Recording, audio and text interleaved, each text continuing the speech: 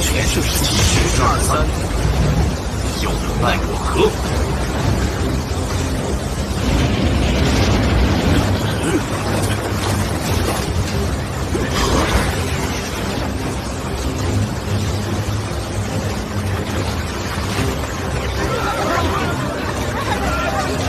？Mari kita bercerita lagi, masih bersama Veno versi novel. Jangan lupa bantu channel ini dengan klik tombol subscribe. Jangan lupa klik like juga jika suka, komen, dan aktifkan loncengnya. Yuk kita gas, langsung aja yuk ceritanya. Melanjutkan cerita dari chapter sebelumnya. Sepasang pemuda yang baru saja kembali ke klan setelah petualangan di luar berhenti dengan mulut terbuka lebar. Xiaoyan ke kamarnya dan menghela nafas panjang saat dia menutup pintu. Menyeka keringat dingin di dahinya, dia dengan pahit tersenyum. Gadis ini, ketika dia tumbuh dewasa, dia mungkin akan menjadi lebih cantik daripada Yafai di pelelangan. Dia duduk di depan mejanya. Xiaoyan minum seteguk teh sementara pikirannya masih penuh dengan Sun Er. Teringat betapa cantiknya mata Sun Er. Menggelengkan kepalanya, Xiaoyan menyadarkan dirinya sendiri. Merasakan rasa sakit di lengan, Xiaoyan pergi ke sudut kamarnya dan mengambil baskom kayu yang penuh dengan eliksir sebelum dengan cepat melompat masuk. Senyum muncul di wajah Xiaoyan. Kekuatan hal terpenting di dunia ini, gumam Xiaoyan. Sambil menggosok pelipisnya, wajah dingin tapi cantik tiba-tiba muncul di benaknya. Itu adalah wajah Nalan Yanran. Dengan matanya yang menyipit, Xiaoyan bergumam, 2 tahun lagi. Ya, 2 tahun lagi kamu lebih baik bersiap-siap karena aku akan menemukanmu. Hahaha. Aku bahkan tidak bisa beristirahat. Orang itu, meskipun dia sombong, telah diambil oleh pemimpin fraksi Misticloud. Bakat dan potensinya tidak boleh terlalu buruk. Bibir Xiaoyan tersenyum dingin. Dia dengan cepat mengeluarkan posisi malasnya dan duduk tegak di dalam baskom kayu. Tangannya melambai untuk membuat simbol sebelum perlahan-lahan menyingkirkan semua pikiran dari benaknya untuk memulai pelatihan. Dia akan berlatih teknik Dou di belakang gunung di setiap pagi hari, sebelum kembali ke kamarnya untuk melatih Douki. Selama sisa waktu dan sesekali mengobrol dengan Sun Er dan ayahnya. Waktu 1 bulan perlahan berlalu dan hanya ada 7 hari tersisa sebelum upacara kedewasaan klan Xiao. Meskipun sejumlah besar waktu telah berlalu, dari pemeriksaan hingga 7 hari sebelum upacara kedewasaan, keinginan Xiaoyan untuk mencapai 8 Duan Qi masih belum tercapai. Pada malam hari 2 hari sebelum upacara kedewasaan, Xiaoyan yang tertidur terlelap tiba-tiba melompat seperti sedang bermimpi. Dan bahkan sebelum melepas bajunya, ia melompat ke bak kayu yang hampir tidak ada eliksir lagi yang tersisa. Setelah berjuang setengah malam, Xiaoyan akhirnya membuka matanya. Kemudian, dia menyadari bahwa 8 Duan Qi yang telah dia perjuangkan 2-3 bulan akhirnya telah tercapai. Xiaoyan senang dan terkejut, hanya bisa berkata, sungguh, ini benar-benar sungguh. Jika sebuah klan ingin makmur selama bertahun-tahun, faktor yang paling penting adalah vitalitas. Dan vitalitas klan adalah generasi muda klan, darah baru dari klan. Oleh karena itu, upacara kedewasaan adalah hari yang sangat besar untuk setiap klan, termasuk klan Xiao. Sebagai salah satu dari 3 klan teratas di kota Wutan, upacara kedewasaan Xiao Clan menarik perhatian sebagian besar pasukan di kota. Dan mereka yang memiliki hubungan baik dengan Xiao Clan bahkan datang untuk menonton upacara. Menemani Sun Er, Xiaoyan duduk dengan santai. Xiaoyan menyipitkan matanya sambil melihat ke arah platform besar di tengah-tengah bidang pelatihan. Peron itu terbuat dari balok kayu yang sangat besar dan dibuat khusus untuk upacara kedewasaan. Tatapan Xiaoyan meninggalkan peron kayu yang kosong dan pergi ke orang-orang yang bukan bagian dari klan Xiao, tetapi masih di sana untuk menyaksikan upacara kedewasaan. Dengan enggan dia berkata, ada beberapa orang. Mengamati wajah Xiaoyan yang tidak bahagia, Sun Er yang tahu bahwa Xiaoyan merasa tidak nyaman. Tepat ketika tawanya terdengar, Sun Er merasakan tatapan menuduh Xiaoyan dan dengan cepat menutup mulutnya. Melihat Xiaoyan, matanya memiliki sedikit kilatan emas sebelum dia berkata, Xiaoyan GG mencapai 8 Duan Qi. Mendengar itu, Xiaoyan memiringkan kepalanya melihat dia dan menyadari bahwa saat berada di sekitar Sun Er, dia tidak bisa menyimpan rahasia. Dengan hati tertekan, dia dengan lemah mengangguk.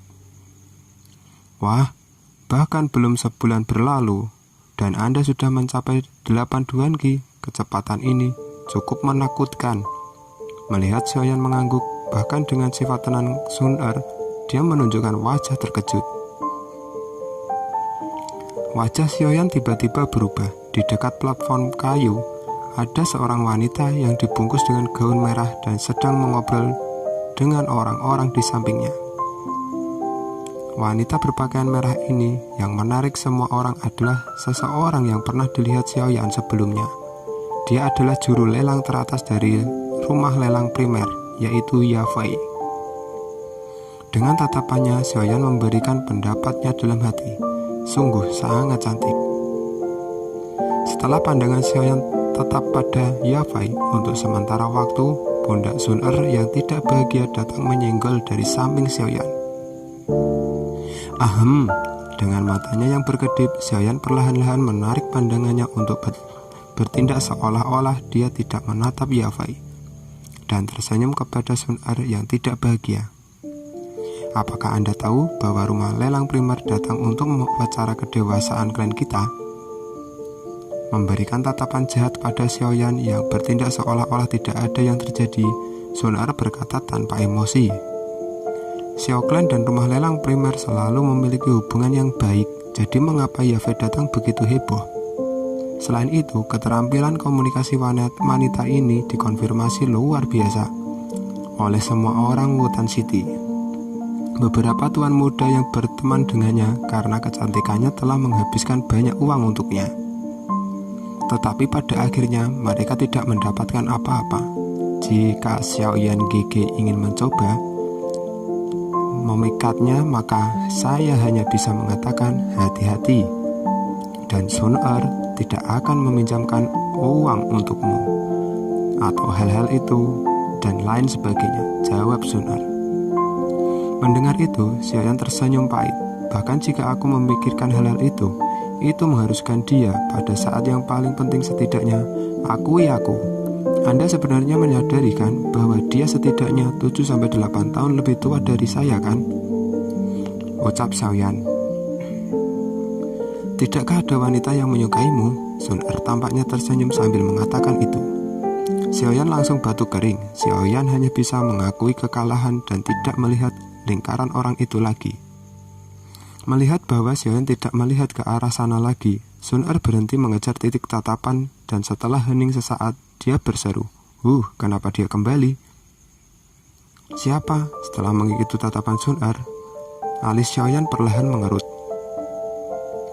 Tatapan keduanya menunjukkan seseorang gadis yang mengenakan seragam sekolah dan saat ini sedang bersandar di pohon. Dia memiliki pedang yang terpasang di pinggangnya, cukup tinggi, dan fitur yang paling mencolok adalah kakinya yang panjang, kaki yang sangat seksi sehingga bahkan kaki Yafei kalah seksi dibandingkan dengan miliknya.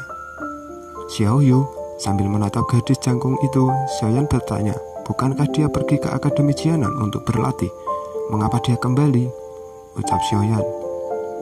Sun Er dengan manis mengangkat bahu sambil menggoda. "Xiaoyan Gege, kali ini kamu mungkin memiliki beberapa masalah." Mulut Xiaoyan berkedut sambil berkata, "Wanita nakal ini sangat menjengkelkan. Sial, semua yang saya lakukan adalah secara tidak sengaja tersandung ke tempat mandi di pegunungan belakang dan tanpa sengaja menyentuh kakinya. Dia mencoba membunuhku hampir setahun yang lalu. Hahaha, tubuh seorang gadis tidak seharusnya disentuh dengan sembarangan," Mendengar kisah Xiaoyan, Sun Er menutup mulutnya saat dia terkikik. Tiba-tiba dia ingat bagaimana Xiaoyan membantunya di malam hari dan selama waktu itu. Bersentuhan dengan tubuhnya menyebabkan rona merah muncul di wajahnya. Xiaoyan mengerutkan bibirnya sambil tersenyum dingin. Wanita itu adalah saudara perempuan Xiaoning dan mereka berdua bukan orang baik. Permusuhan bajingan itu terhadap saya sebagian karena dia. Jauh dari sana, Xiaoyu tampaknya merasakan keduanya berbicara tentang dirinya dan berbalik untuk menemukan Xiaoyan di bawah pohon lain. Setelah sedikit terkejut, dia mengerutkan alisnya. Sebagai ketidaksukaan dan penghinaan muncul di wajahnya. Setelah jeda, Xiaoyu menggerakkan kaki panjangnya yang menarik dan mulai berjalan ke arah Xiaoyan. Melihat Xiaoyu datang, alis Xiaoyan juga mengerut saat dia menunjukkan rasa jijik dan ketidaksabarannya. Hah, Xiaoyan, aku tidak pernah berpikir bahwa aku akan melihat hari ketika kamu membalikkan situasi kamu. Benar-benar mengejutkan. Xiaoyu mendekati Xiaoyan tanpa disamarkan, tidak suka padanya dan mencibir. Bukan urusanmu, jelas Xiaoyan tidak terlalu senang pada Xiaoyu. Kata-katamu masih tajam dan menjengkelkan seperti biasa. Sepertinya 3 tahun penolakan tidak menghalau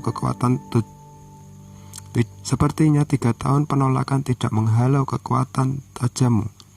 Xiaoyu memandang rendah Xiaoyan dan berkata dengan nada mengajar. Xiaoyan melihat ke bawah dan dengan cermat memeriksa gadis ini yang belum pernah dilihatnya selama hampir setahun. Menggerakkan pandangannya ke kakinya, Xiaoyan menyentuh hidungnya sambil berkata, "Kakimu masih panjang." Kakimu masih panjang. Aku ingin tahu apakah ada lelaki lain yang menyentuh kakimu setelah waktu itu. Mendengar itu, Xiaoyu yang mencibir berhenti dan wajahnya menjadi gelap. Yuk, mari kita lanjutkan cerita di episode